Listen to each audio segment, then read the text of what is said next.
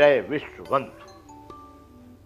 संपूर्ण श्री रामचरितमानस बंधुओं, ये कथा है श्री राम जी की और इस कथा में प्रसंग चल रहा है भरत जी का और अपनी सभा में महाराज वशिष्ठ जी और सभी मंत्री और सभी सभासद, नगर के जो सामंत, जो भी गणमान्य व्यक्ति हैं, माताएं, सभी बैठे हैं। तो जब भरत जी बड़े व्याकुल हैं तो वशिष्ठ जी ने उनको समझाने का ये प्रयास किया कि महाराज ने आपको,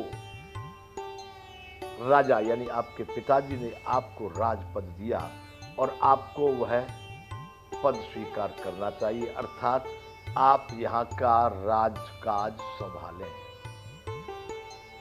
राम जी वन चले गए, पिताजी स्वर्गवास हो गया, आप इस तरह से कायरता करेंगे तो फिर यहाँ पर कौन संभालेगा?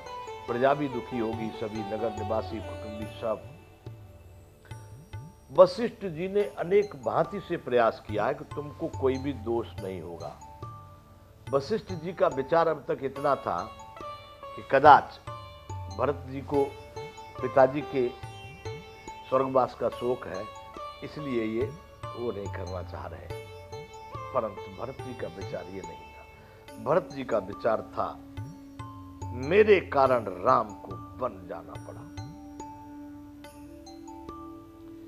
माता ने भी कहा, मंत्रियों ने भी कहा, वशिष्ठ जी ने भी कहा। तब सबकी बात बड़े ध्यान से भरत जी ने सुना है। तब जो बोलते थे एक ही बोलते थे। आज जैसी सभाएं नहीं होती थी, कोई भी कहीं चिल्लाने लगेगा। गुरु जी बोले तब बोले, मंत्री बोले तो बोले, माता बोली तो बोली। अब भरत जी बोल रहे, सब सुन रहे।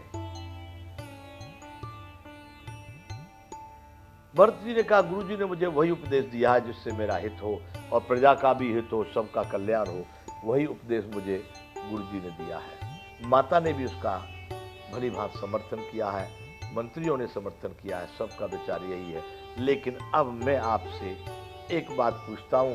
दुखी के दोषों को साधु लोग नहीं गिनते। मैं आज बड़ा दुखी हूं, इसलिए मैं क्या बोलना चाहता हूं, मेरी बातों को, मेरे किसी भी प्रकार के अपराध को आप क्षमा करें। ऐसा कहकर भरत जी ने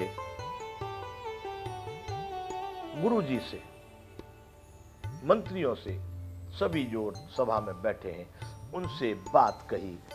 पितु सुरपुर सिय राम बन, करन कहो मोहि राज।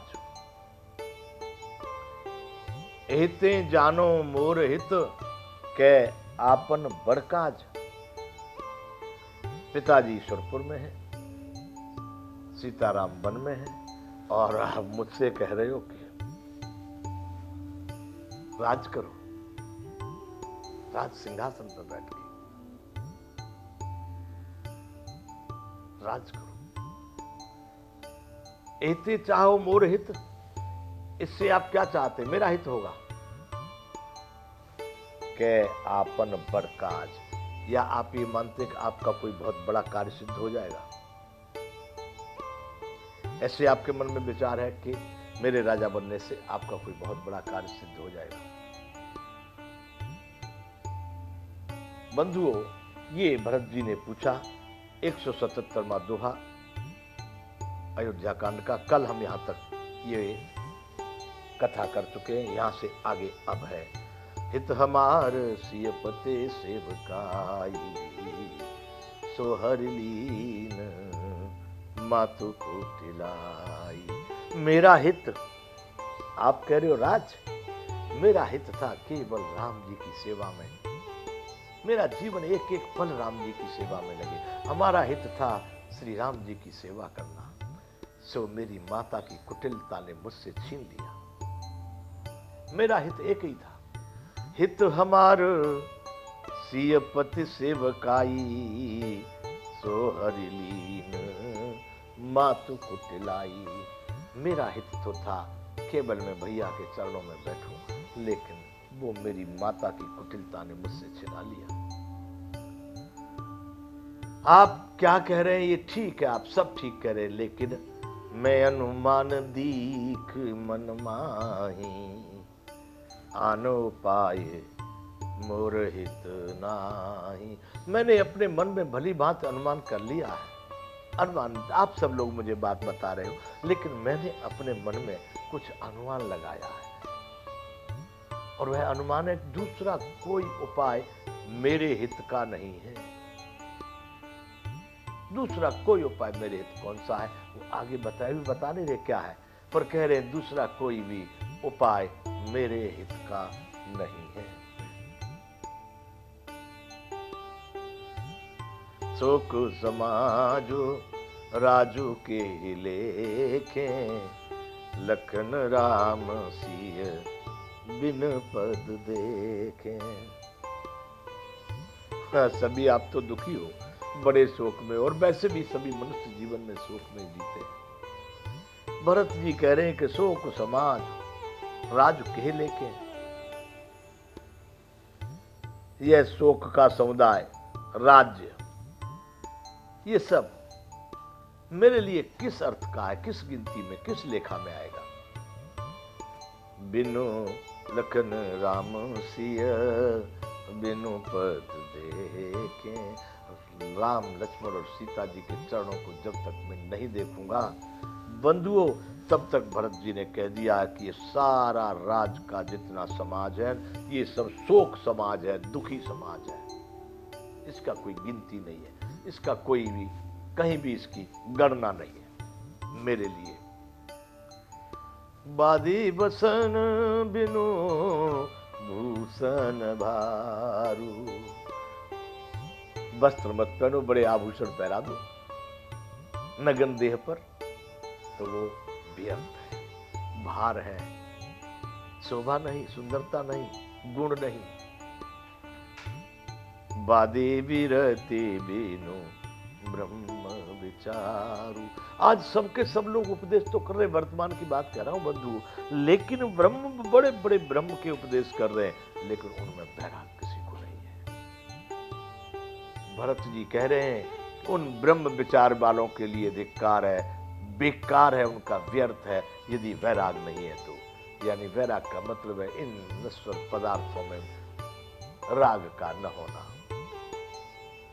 बड़े रागी हैं और ब्रह्म विचार की बात कर रहे हैं। बादे बिरते बिनु ब्रह्म विचारू। वैराग के बिना ब्रह्म विचार की बातें करना व्यर्थ है।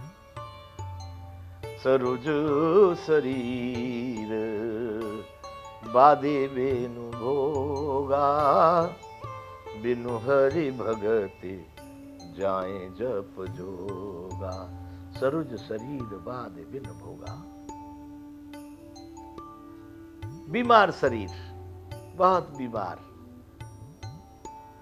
जिसको न कुछ मीठा खाना, न खट्टा खाना, न तीखा खाना, न तला हुआ खाना, न गला हुआ कुछ नहीं खाना है, तो उसके लिए जितने भी प्रकार के भोग है व्यर्थ है।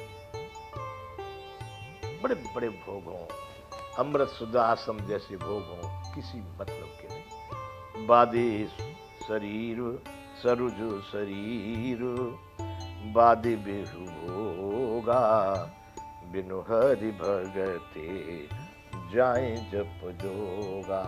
कितने भी जप तप और यज्ञ कर लो आप, योग कर लो, लेकिन जब तक श्री हरि की भक्ति आपके मन में नहीं है, तब तक सारे जप जोग व्यर्थ है।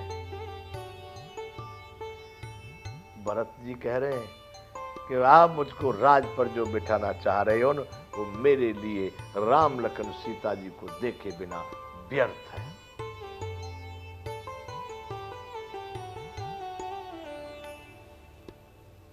जाए जीव बिनु देह सुहाई, बादे मोर सब बिनु रघुराई।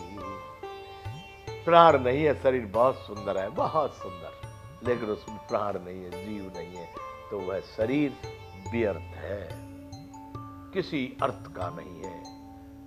ऐसे ही मेरे लिए मेरे सभी गुरु जी, स्वामी जी, माता जी सब सुन लें। बादे मोर सब बिनु रघुराई। मेरा सब कुछ राम जी के बिना मेरा सब व्यर्थ है, सब व्यर्थ।